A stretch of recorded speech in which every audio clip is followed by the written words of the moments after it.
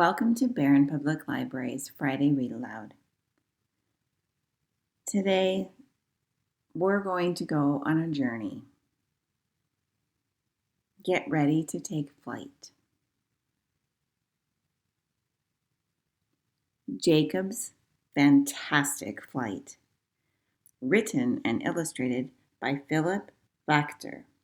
Translated by Elizabeth Loffer. Jacob could fly.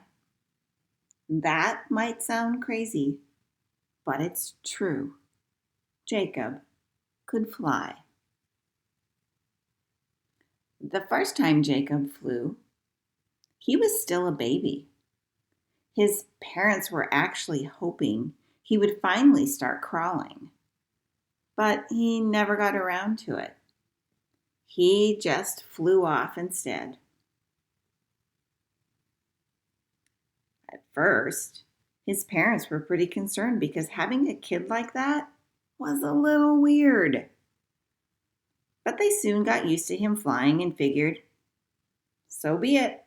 He's our son, and he's perfect just the way he is. One winter, his family decided to take a vacation somewhere warm, somewhere sunny, somewhere by the sea. So Jacob and his parents booked a nice hotel on the Mediterranean. Jacob didn't want a plane ticket. "I'll fly there myself," he said. "Well, well, well," said his mother. And then it was time to pack. Bags and suitcases of clothes, swim stuff, toothbrushes. As for Jacob, his backpack was filled with essentials: cheese sandwiches, water, and a compass, just in case. Jacob went with his parents to the airport, where they all kissed goodbye and wished each other safe travels. The airplane whooshed away, and then Jacob took off too. Jacob passed the time on the long flight by counting animals. First, he counted 15 cranky cows and gave them a friendly hello. Later, he shared his sandwich with 31 snacky squirrels. A little later, the squirrels were all back on their branches, bellies full, when Jacob spotted something very exciting: 83 birds on their way to Africa. "I think I'll fly with them," Jacob decided. And that's exactly what he did. He joined the 83 birds, soaring over high peaks and low valleys. He saw blue mountain lakes and golden wheat fields, and smelled meadows full of flowers. Ah, beautiful. Flying with this daredevil flock of birds was incredibly fun. They traveled great distances, took leisurely breaks, and had lots of pleasant conversations. They chatted and chirped, fed and frolicked.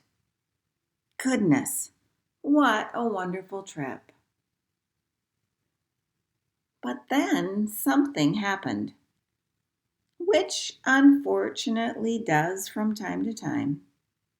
Mr. Mortar, a notorious bird catcher, was up to his old shenanigans. It wasn't long before a little bird blundered into his net.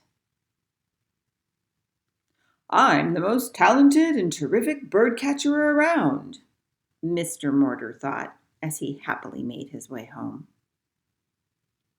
His house was full of birds because the birdcatcher loved their chirping. He simply couldn't get enough of it. When Jacob and the birds took their lunch break, they immediately noticed that something was wrong. It became clear as they counted off. One little bird was missing. It was Hubert. Luckily, birds are smart, and they stick together. It wasn't long before they had tracked down their missing friend. Jacob knew exactly what to do. Each bird gave him a few feathers, which he attached to his clothes. Soon he was covered in feathers. The last thing Jacob did was to make a beak.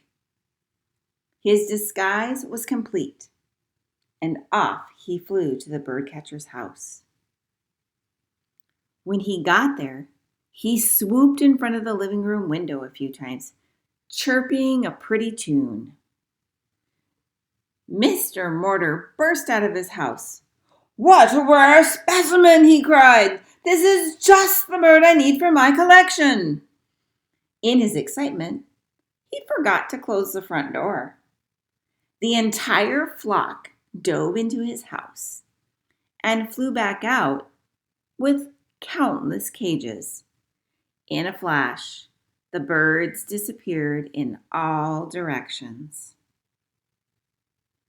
Talk about a happy day. Word spread quickly across the entire bird world that the birdcatcher had finally been bamboozled.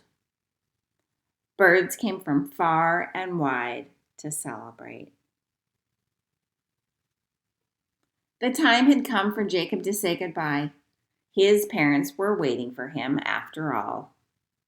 Little Hubert went with Jacob because he'd always wanted to take a vacation somewhere warm, somewhere sunny, somewhere by the sea.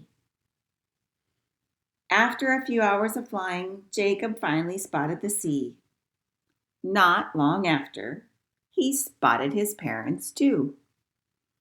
Gosh, they were ever so happy to see each other.